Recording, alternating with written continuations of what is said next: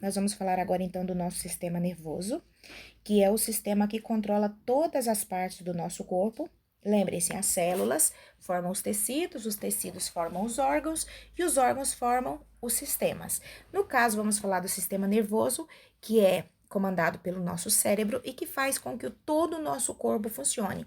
Nós temos, a gente falou nas aulas anteriores, nós temos fígado, estômago, intestino, pulmão, todos eles formando seus próprios sistemas, mas eles precisam, digamos assim, de uma matriz central que coordene todo esse trabalho.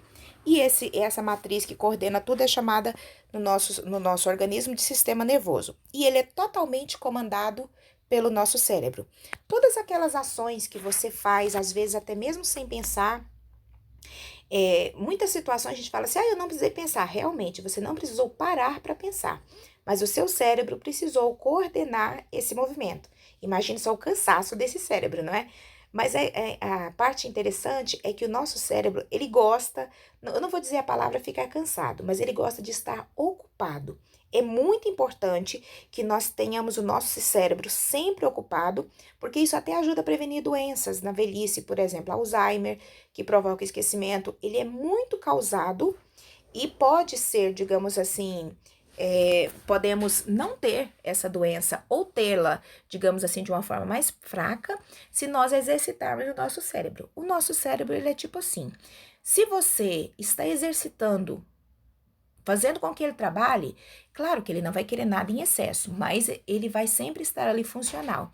Se você deixa de, por exemplo, muitas vezes as pessoas envelhecem e param de exercitar o cérebro, não tem desafios mais. Ele gostava de matemática, mas já nem preocupa mais com isso. O que acontece? O seu cérebro vai ficar esquecido. Ele vai continuar fazendo aquelas funções normais dele, mas ele não está mais sendo desafiado. E quando o nosso cérebro começa a não ser mais desafiado, digamos assim, é como se ele começasse a ficar triste e morrer. E nós não podemos deixar que isso aconteça. Até porque, como já falamos, ele é o comando de tudo. E se o comando de tudo desaparecer, vai virar uma bagunça, não vai? Então, o nosso sistema nervoso integra e coordena as funções e ações do corpo. Como eu disse para vocês no começo, quando você se levanta, você não precisa pensar para se levantar, mas o seu cérebro entendeu que você queria levantar e mandou mensagens, digamos assim, a gente vai falar sobre isso, mandou impulsos nervosos para que as suas pernas se levantassem e andassem, ok? Ah, professora, mas e aquelas pessoas que não andam? Há pessoas que têm o sistema nervoso danificado. O sistema nervoso é formado pelo cérebro, pela medula espinhal e pelos nervos que estão repartidos em todas as partes do nosso corpo. Em cada pontinha da nossa pele, do nosso corpo, tem um pouquinho de nervos, que também faz parte do sistema nervoso, e que ajudam a controlar todas as funções. Ah, você sentiu frio? Foi o seu cérebro que entendeu que era frio. Você encostou a mão próxima a uma panela quente e tirou a mão antes de se queimar? Às vezes a gente queima, né? Mas conseguiu automaticamente, você nem pensou para isso. Você chegou a mão próxima, já retirou a mão correndo. Foi o seu sistema nervoso, com o que nós chamamos de reflexo, que fez com que você tirasse a sua mão e a sua mão não se queimasse ali naquela panela. Por quê? Porque ele está ligado 24 horas por dia. O nosso cérebro tem sim um relativo descanso enquanto nós dormimos, mas acreditem, as funções básicas ainda continuam funcionando, tá? Por exemplo, coração, pulmão continuam funcionando mesmo com você dormindo. E até a digestão, de uma forma mais lenta, mas ela acontece. Por isso que a gente não deve comer comidas pesadas e ir logo deitar, porque o seu cérebro vai colocar o seu corpo como se fosse numa hibernação. Como se fosse, não está totalmente parado, mas está mais suave o trabalho dele. E aí, no caso, se você comer uma comida muito pesada e for dormir, pode acontecer, não quer dizer que vai, pode acontecer de você não ter a digestão bem feita porque o cérebro foi descansar. Ele deixou funcionando, mas não tanto quanto deveria estar, e aí pode até acontecer de você ter uma má digestão, alguma coisa assim, tá bom? Então, nosso sistema nervoso, ele é importantíssimo para o nosso corpo, eu quero que vocês não se esqueçam disso, e vamos falar aqui sobre esse jogador. Vamos analisar a vida desses jogadores aqui e desse goleiro. Tanto faz o jogador que está no campo quando, eu não sei muitos nomes das pessoas que se posicionam lá, mas vamos falar, o atacante eu sei o nome. O atacante e o goleiro, esses dois eu conheço. O goleiro está ali, observem que ele está tentando parar essa bola. Esse goleiro essa bola ali está no alto, mas ela poderia ter vindo por qualquer lado. Primeiro, ele tem que saber jogar futebol. E segundo, ele tem que estar preparado para que se essa bola viesse baixo, ele pegava, se essa bola viesse de um lado, viesse de outro, ou se ela viesse do lado esquerdo alto, do lado direito no alto, do lado direito embaixo. Viu só que confusão? Ele teria que estar preparado para pegar essa bola, que ele é o goleiro, né? Em qualquer direção que ela viesse. Mas não dá para a hora que a bola está chegando ele dizer: cérebro, me joga para a direita, cérebro, me joga para a esquerda. Não. Primeiro, ele precisa saber jogar, e segundo, o cérebro dele está funcionando perfeitamente para ele conseguir, através dos reflexos, pegar essa bola. Vocês não sei se já ouviram essa expressão falar assim: nossa, o copo estava caindo e eu peguei no susto. Não foi exatamente no susto, foi o reflexo, que você tem um bom reflexo, o seu cérebro mandou com que sua mão segurasse esse copo, por exemplo, para que ele não caísse. Então, aqui um bom exemplo de reflexos seria esse goleiro aqui. Eu, se estivesse no gol, seria péssima, por quê? Com relação a isso, primeiro, porque eu não sei jogar, né? E segundo, porque esses reflexos que ele tem ali, que ele já está treinado para ter, porque ele treinou o corpo dele para isso, não é qualquer um que consegue ser goleiro, por exemplo. Ele treinou, fez lá com o treinador, os colegas, treinou bastante para que o corpo dele estivesse adaptado para fazer então essas ações. Mas isso é um exemplo de reflexo. Na nossa casa, na nossa vida, nós temos isso o tempo todo, tá? Reflexo, então, são ações que você faz sem pensar, mas que você faz. Por exemplo, um exemplo que acontece muito com a gente é quando vem um bichinho para entrar no seu olho. Na maioria das vezes ele não entra, porque você fecha o olho antes que o bichinho, o mosquito, seja lá o que for, chegue perto do seu olho. Também é um reflexo. Todos os reflexos são automáticos, mas também são comandados pelo seu cérebro. Viu só o tanto que o nosso cérebro é esperto? Ele faz todas essas coisas, a gente nem repara que está acontecendo, né?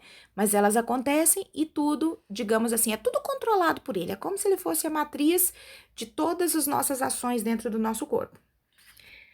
Continuando, células nervosas. Nós falamos sobre essa célula nas aulas anteriores. Nós temos aqui um neurônio. O corpo celular é essa partezinha onde tem essa bolinha vermelha, que é o núcleo da célula. Nós temos o axônio, que é esse corpinho que parece aí um montão de calabresas emendadas, né? E temos as ramificações do axônio, que são chamados dendritos. Esses pelinhos que nós temos aí, eu falo cabelinhos. Esses cabelinhos aí, quando se encostam uns nos outros, é quando acontece do impulso nervoso passar de um neurônio para outro. Professora, o que é impulso nervoso? Quando você precisa coçar o seu pé. O seu cérebro manda, em questão de milésimos de segundos, mensagens para sua mão, e a sua mão vai então até o seu pé, às vezes até sem você pensar para isso, mas o seu cérebro está assim ciente da situação. Ele vai e faz com que a sua mão coce. Olha só o trabalho. O seu cérebro teve que sentir que você tinha uma coceira no pé, teve que mandar uma mensagem para sua mão ir até o seu pé e coçar. Ah, professora, isso acontece como? Em questão de segundos. Aqui vamos imaginar como se fosse um monte de neurônios enfileirados um atrás do outro. Imaginem esse desenho que eu estou mostrando aqui para vocês. Um atrás do outro. Então, atrás dessas ramificações de axônio do desenho, nós teríamos outro corpo celular cheio de dendritos. E assim por diante, um atrás do outro. Imaginem vários neurônios em carreirinha, um atrás do outro assim. O impulso nervoso acontece quando esses cabelinhos, esses pelinhos chamados dendritos, encostam-se um no outro. Então, vamos parar para pensar, eles passam encostando praticamente o dia todo, não é? Só que como que essa transmissão, esse impulso nervoso sabe que é para coçar o pé e não para mexer na unha? O nosso cérebro tem toda essa capacidade de controlar todas as ações do nosso corpo. Todas as ações. E ele manda a mensagem, digamos assim, para o lugar correto. Ele não vai. Você quer mexer na unha do dedo da mão esquerda. Você quer usar os 5 dedos da mão esquerda para mexer e coçar aqui, mexer numa unha. E ao mesmo tempo você vai lá e coça a unha o pé com a outra mão, com a mão direita. Você pode fazer essas duas coisas ao mesmo tempo. Por quê? Porque o seu cérebro sabe perfeitamente mandar esse impulso nervoso para a mão direita mexer na unha, para a mão esquerda, desculpa, mexer na unha e para a mão direita ir lá coçar o seu pé. Por quê? Porque o nosso cérebro consegue controlar todas essas coisas. Viu como é fantástico? Tanta coisa ao mesmo tempo, enquanto nós estamos aqui, você está ouvindo esse vídeo, e eu, no caso, enquanto estava falando com vocês, o resto do meu corpo continuou funcionando normalmente. Eu estou usando bastante aqui agora o cérebro, porque ele precisa coordenar a fala, porque eu estou falando com vocês. Estou usando a visão, porque ele precisa ver o que eu estou mostrando aqui para vocês. E o meu cérebro está funcionando o tempo todo com relação a pensar no que eu vou falar para vocês, porque eu sei o conteúdo. Porém, isso que eu estou falando para vocês. Porém, o meu cérebro vai criando as palavras à medida que eu vou falando. Eu não pensei esse texto todo aqui que eu estou falando para vocês antes de gravar, de forma alguma. Só que agora, enquanto eu estou falando com vocês, as palavras vão surgindo. Viu como é fantástico? É por isso que às vezes sai uma palavrinha ou outra fora do lugar. Por quê? Porque às vezes o cérebro pensa em falar alguma coisa, depois muda de ideia e não deu tempo, porque eu já tinha falado a palavra. É por isso que às vezes, quando nós estamos falando com as pessoas, a gente fala, desculpa, não foi isso. E você vai e corrige. É normal. Mas o nosso cérebro também, ele não pensa todas as palavras que você vai dizer durante o dia. Você sabe falar, então o que que acontece? Ele vai automaticamente acontecendo à medida que você precisa falar. A transmissão das informações do sistema nervoso, nós já falamos sobre isso. Os impulsos nervosos são o que acontece quando um neurônio se encosta no outro para que qualquer coisa do seu corpo funcione. Exemplo, você com a sua mão direita coçar lá o seu pé. E esse encostar de um neurônio no outro é chamado de sinapse, tá?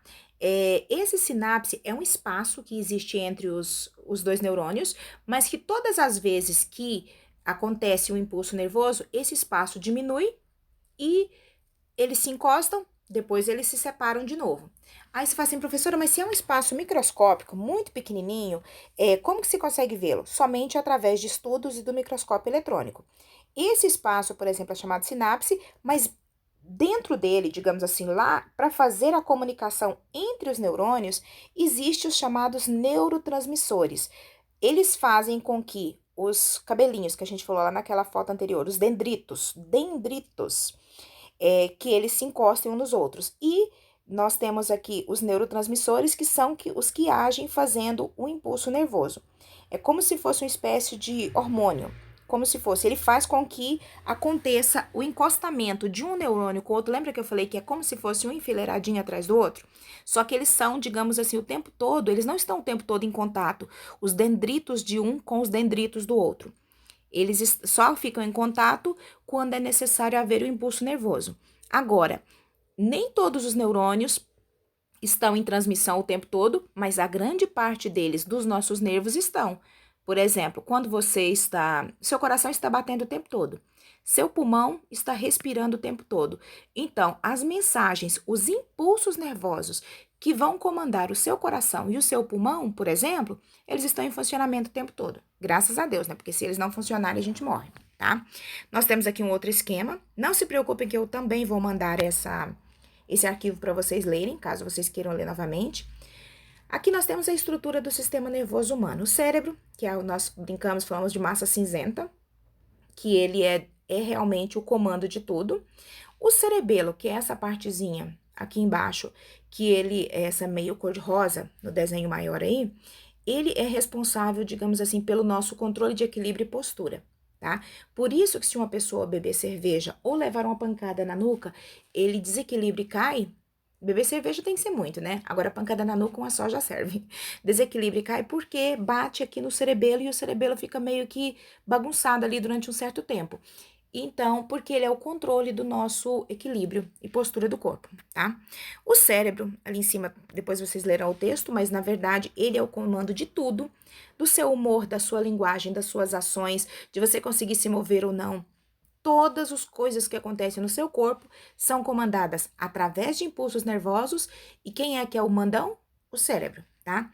O tronco encefálico é o que coordena as funções vitais e involuntárias. Involuntárias são aquelas que a gente falou, aquelas que acontecem até mesmo sem você querer, sem pensar. Por exemplo, você sai de um local quente e entra no local totalmente frio. Você vai se arrepiar todo, porque existe ali um choque térmico, né? Isso aconteceu involuntariamente. Você nem precisou pensar, automaticamente aconteceu. E essas questões involuntárias são controladas pelo tronco encefálico. A medula espinhal, que é essa que está aqui, bem no meio da coluna vertebral, é ela que nos acidentes muitas vezes as pessoas machucam, danificam e não consegue ter restauração, não consegue, porque em alguns casos não danificou de verdade totalmente a medula, foi só uma partezinha, ela até consegue se recuperar. E nesses acidentes, muitas vezes as pessoas ficam sem o movimento dos braços, das pernas, ou só das pernas, ou só de um braço. Mas se essa medula espinhal que está dentro aqui da nossa coluna, ela é muito importante, porque ela está ligada diretamente ao cérebro. E é ela que manda para todas as partes do nosso corpo os nossos impulsos nervosos, que são aqueles que vão fazer com que o nosso corpo funcione perfeitamente. Aqui fala de nervos e gânglios nervosos. Existem autores que falam ganglios, qualquer um dos dois nomes serve, tá? Os nervos, nós temos os nervos em todas as partes do nosso corpo, em qualquer pedacinho da sua pele. Se você encostar a pontinha da agulha, você irá sentir essa agulha. Isso significa que seu sistema nervoso está perfeito, está funcionando, e claro, você tem ganglios ou gânglios nervosos nessa parte do seu corpo. Se não houve nenhum acidente com você, você tem esses gânglios nervosos em todas as partes do seu corpo.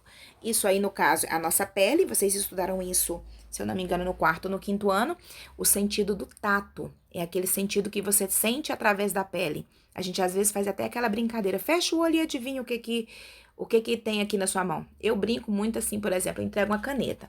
Aí falo, adivinha o que tem aqui? Aí a pessoa fala, é uma caneta. Aí eu brinco, falo, que cor?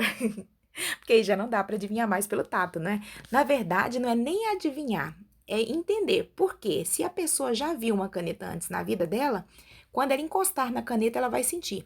Qualquer parte do nosso corpo tem essa sensibilidade. Teve uma vez que eu fiz essa brincadeira com os meninos na sala, encostava por exemplo, o apagador, ou mesmo uma caneta, um apontador, no braço, não era nem na mão, ele não pegava. Eu encostava no braço e eu ia virando, por exemplo, o apontador e encostando. Aí eles demoravam às vezes, mas, nossa, professor, esse é um apontador, como é que eu entendi isso que eu nem peguei nele? Porque todas as partes do nosso corpo têm a capacidade de sentir. E se, claro, você já conhece aquele objeto, você vai entender que objeto que é. Agora, se você mesmo com a mão, se você entregar para uma pessoa uma coisa que ela nunca viu antes, que o cérebro dela não vai reconhecer, não adianta você entregar porque a pessoa não vai entender. Até porque o cérebro dela nunca viu para ela reconhecer. E como que o nosso cérebro vê? Através do nosso olho. Porque o nosso olho é, digamos assim, é como se fosse uma câmera para o nosso cérebro entender o que está acontecendo ao redor. Depois vocês leiam esse pedacinho que fala sobre o projeto Andar de Novo, ele é muito interessante. Fala sobre a robótica, auxiliando as pessoas na melhoria de qualidade de vida, né? E existe também, além desses com relação a pernas e braços, existe também um projeto, não sei se ele já é disponível para pessoas, e se existir, penso que deve ser muito caro. É de um olho artificial. Ele é como se fosse uma câmera HD e que eles colocam em contato com o nervo óptico para que esse nervo, porque às vezes quem está danificado é o olho mesmo, o nervo lá dentro não foi danificado. E o nosso cérebro, o olho só vê a imagem, é como se ele fosse uma câmera. Quem interpreta, entende que imagem que é o cérebro. E lembra que a gente falou que vai tudo via impulsos nervosos? Então, essa câmera HD, no caso desse projeto, transmitiria essa imagem para um nervo, que mandaria para o cérebro, e o cérebro interpretaria isso como sendo uma imagem vista por um olho normal. Seria isso a ciência tentando resolver problemas que às vezes os acidentes, as doenças causam com as pessoas, né? Aqui fala sobre um projeto com relação a mãos, braços e pernas, mas existem vários outros tipos de pesquisas com relação a melhorar a qualidade de vida das pessoas. E todas elas precisam ter uma ligação com o sistema nervoso, com o nosso cérebro, porque como a gente já falou, ele é o comando de tudo. Nas próximas aulas vamos continuar falando de sistema nervoso, tá bom? Beijo!